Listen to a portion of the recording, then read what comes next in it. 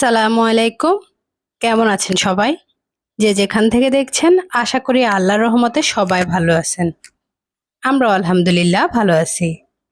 নতুন করে আজ আরো একটা ভিডিও শেয়ার করতে যাচ্ছি। আজকে একটা স্পেশাল ভিডিও শেয়ার করব আপনাদের সাথে। আশা করি ভালো লাগবে। রান্না বান্না হয়তো একই আগের মতোই সেই মাংস রান্না বা যাই হোক, তবে ভিডিওটা আমার কাছে স্পেশাল বললাম এই কারণে আজকে রান্না বান্না আমি যাই করি না কেন, আজকে রান্না বান্নাগুলি হচ্ছে আমার কিছু স্পেশাল মানুষদের জন্য। তো এই জন্যই বলছি আমার হচ্ছে আজকের ভিডিওটা একটু স্পেশাল ভিডিও। আমার বাসায় গত শুক্রবার সকালে প্রায় 30 থেকে 35 জন মানুষের সকালে নাস্তা ব্যবস্থা করছিলাম আর কি। তো এই ভিডিওটা হচ্ছে বৃহস্পতিবার রাতের, এখন প্রায় 10টার মতো বাজে আমি রান্না বান্নাগুলি শুরু করলাম। আর সন্ধ্যার দিকে হচ্ছে মোটামুটি কাঁচা বাছা সব যা যা করার দরকার ওগুলি হচ্ছে করে নিলাম। এই জন্য হচ্ছে ভিডিওটা একটু দেরি করে শুরু করছি আর কি। আর ইচ্ছে করে রান্না বান্নাগুলি একটু রাত করে করছি, যাতে করে সকাল পর্যন্ত রান্না বান্নাগুলি ভালো থাকে, মানে কোনো রকম কোনো অসুবিধা না হয় আর কি, যেহেতু প্রচুর পরিমাণে গরম পড়তেছে। তো যার জন্য হচ্ছে একটু দেরি করে রান্না বান্না করা। সকালবেলা যেহেতু নাস্তা করবে, তো নাস্তা রান্না বান্নাগুলি একটু রাত থেকে যদি গুছিয়ে না রাখি আবার দেখা যাবে এত সকাল উঠে এগুলি আবার গোছানো সম্ভব হবে না। তো যার জন্য আমি প্রথমেই হচ্ছে কিছু মুরগির মাংস একটু লবণ হলুদ মরিচ আর সামান্য আদা রসুন বাটা দিয়ে মেখে সাইডে রেখে দিলাম, এটা আমি পরে ভাজি করে নিব। আর এইদিকে আমি 5 কেজির মতো গরু মাংস আছে, এখানে 5 কেজি গরু মাংস হচ্ছে রান্না করব। সকালের নাস্তায় হচ্ছে পরোটার সাথে গরু মাংসটা দিব। তো গরু মাংস যেহেতু রান্না করতে বেশ অনেকটা সময় লাগে, যার জন্য রাতে হচ্ছে কষিয়ে রাখবো, আর বাদ বাকি যে রান্নাটুকু থাকবে এটা হচ্ছে আমি সকালবেলা করে নিব। এই তো আমার হচ্ছে গরুর মাংসগুলি সুন্দর করে মাখানো হয়ে গেছে। তো সব মশলা টশলা দিয়ে এখন হচ্ছে আমি চুলায় দিয়ে দিলাম। গরুর মাংসটা হচ্ছে আস্তে আস্তে রান্না হবে। আর অন্য পাশে হচ্ছে আমি একটু ফিন্নি রান্না করব, তো যার জন্য হচ্ছে এই তো দুধ নিয়ে নিলাম। এখানে হচ্ছে আমি 5 লিটার দুধ নিলাম, আর সেই সাথে হচ্ছে 4টা ফিন্নির প্যাকেট, রাঁধুনি যে ফিন্নির প্যাকেট থাকে ওই প্যাকেটের হচ্ছে ফিন্নি মিক্সটা দিয়ে দিলাম। সেই সাথে হচ্ছে আমি বাসায় আরও কিছুটা চালের গুঁড়ি দিব, চালের গুঁড়ি না, চালটা জাস্ট এখানে হচ্ছে চিনি গুঁড়া চালটা ধুয়ে পানি ঝরিয়ে তারপর হচ্ছে একটু আদা ভাঙা করে দিয়ে দিছি। রাঁধুনির যে ফিন্নি মিক্সটা থাকে এতে কিন্তু প্রচুর পরিমাণে মিষ্টি থাকে। তো আমি যখন রান্না করি তখন হচ্ছে আমি এভাবে বাসা থেকে আরও কিছুটা সুগন্ধি চালের গুঁড়ি, চিনি গুঁড়া বা কালিজিরা যে কোনো চাল থাকে আর কি, যখন যেটা একটু হচ্ছে 5-7 মিনিট ভিজিয়ে তারপর হচ্ছে আদা ভাঙা করে মিক্স করে দিই। এতে করে মিষ্টিটা আমাদের টেস্ট অনুযায়ী ভালোই হয়। তবে যারা অনেক বেশি মিষ্টি পছন্দ করেন তাদের ক্ষেত্রে তো ভিন্ন কথা, তাদের আর কষ্ট করে এই কাজটা করতে হবে না। আর যেহেতু একটু রান্নাবান্নার ঝামেলা একা হাতেই করছি, সেই জন্য ভাবলাম প্যাকেটের ফিন্নিটাই করে ফেলি। যদিও আপনাদের ভাই আমাকে বলছিল যে বাসায় করতে হবে না, আমি হচ্ছে ফিন্নিটা কিনে দিব। তো আমি বলছিলাম যে না, আমি নিজে হাতে ফিন্নিটা করে রাখবো। যদিও প্যাকেট মশলা দিয়ে করা, মানে প্যাকেটের ফিন্নিটা দিয়ে করা, তারপরও চেষ্টা করছি বাসায় করে দেওয়ার জন্য। আর এর মধ্যে তো আমার ফিন্নি রান্নাটা হয়ে গেছে। আর সেই সাথে হচ্ছে ফিন্নি রান্নাটা নামিয়ে ফ্যানের নিচে ঠান্ডা করতে দিলাম। অন্যদিকে হচ্ছে মুরগির মাংসটাও একটু ভাজবো, মানে এখন হচ্ছে ভেজে তারপরে রেখে দিব। এটা আমি সকালবেলা বাকি রান্নাটা শেষ করব। গরুর মাংস দ্বিতীয়বার জাল করে খেতে ভালো লাগলো, মুরগির মাংস কিন্তু দ্বিতীয়বার জাল করে খেতে আর ভালো লাগে না। এই জন্য আমি হচ্ছে এখন একটু ভেজে রেখে দিব, বাকি রান্নাটা হচ্ছে আমি সকালবেলায় করব।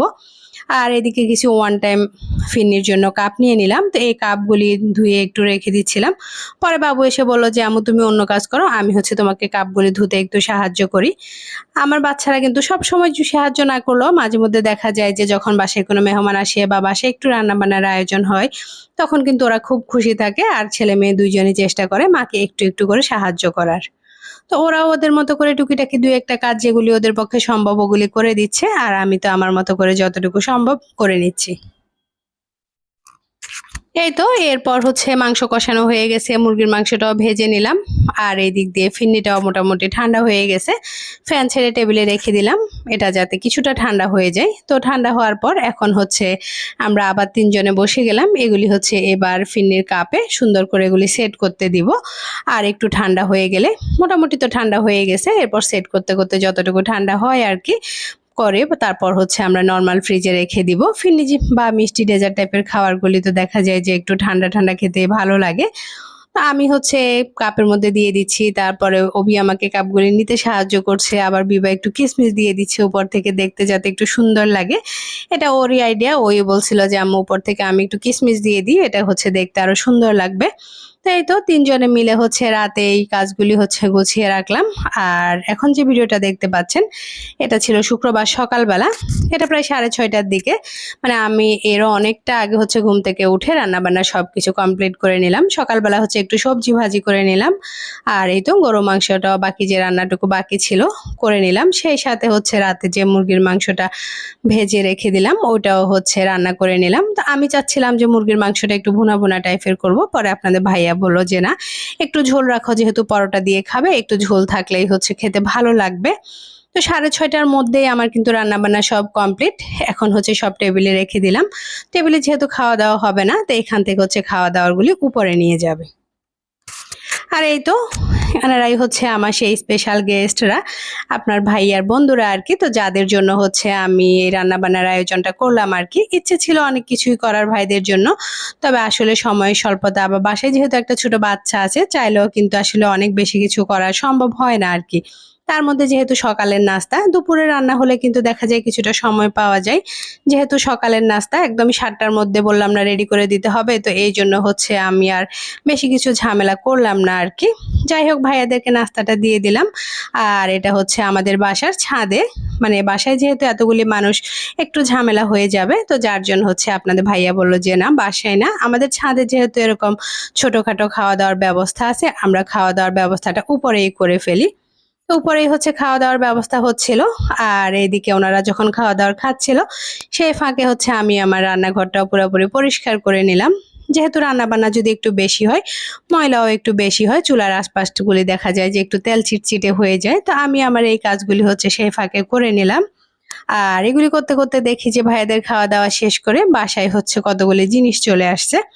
আর এইখানে হচ্ছে মিষ্টি। ভাইয়ারা আসার সময় হচ্ছে আমাদের জন্য অনেকগুলি মিষ্টি নিয়ে আসছে, যদিও এতগুলি মিষ্টি আনার আসলেই কোনো দরকার ছিল না। তারপরও হচ্ছে ভাইয়ারা অনেক মিষ্টি নিয়ে আসছে। ভাইয়াদেরকে অনেক ধন্যবাদ এতগুলি মিষ্টি নিয়ে আসার জন্য। শুধু মিষ্টির জন্য ধন্যবাদ দিচ্ছি তা কিন্তু না, মিষ্টি পেয়ে তো আমরা খুশি, তবে সেই সাথে আমাদের খুশির আরও একটা কারণ আছে, সেই কারণটা হচ্ছে আপনাদের সাথে শেয়ার করব। এই জন্য হচ্ছে আমি লাস্টের এই ভিডিওটুকু করে রাখলাম। আপনাদের ভাইয়া যেহেতু হজে যাচ্ছে সামনে, তো এই জন্য হচ্ছে আজকের এই খাওয়া দাওয়ার ব্যবস্থাটা ছিল আর কি আপনাদের ভাইয়ার পক্ষ থেকে। আর আপনাদের ভাইয়াকে ওনারা হচ্ছে ওনাদের ফিটম্যানের পক্ষ থেকে একটা ক্রেস্ট দিল। ওনাদের পক্ষ থেকে হচ্ছে কেউ হজে গেলে বা কারো ছেলে মেয়ে যদি পরীক্ষায় ভালো রেজাল্ট করে, তো তখন হচ্ছে ক্রেস্ট দেওয়া হয়। তো আপনাদের ভাইয়া যেহেতু ইনশাল্লাহ এবছর হজে যাবে, তো তার জন্য হচ্ছে এই ছোট্ট আয়োজনটা করে ভাইয়ারা হচ্ছে আপনাদের ভাইয়াকে এই সম্মানটা দিল আর কি।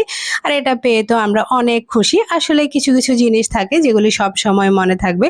মিষ্টিটা হয়তো খেয়ে ফেলবো বা কিছুদিন পর ভুলে যাব, তবে এটা তো সব সময় আমাদের কাছে থেকে যাবে। তো ভাইয়াদেরকে অসংখ্য ধন্যবাদ। ভাইয়াদেরকে ধন্যবাদ দিয়েই হচ্ছে আমি আমার আজকের ভিডিওটা শেষ করব। যে যেখান থেকে দেখছেন ভিডিওটা ভালো লাগলে একটা লাইক দিয়ে পাশে থাকবেন, চাইলে একটা কমেন্ট করে রাখতে পারেন। তো এই তো এখানে হচ্ছে আজ শেষ করে দিচ্ছি। আল্লাহ হাফেজ।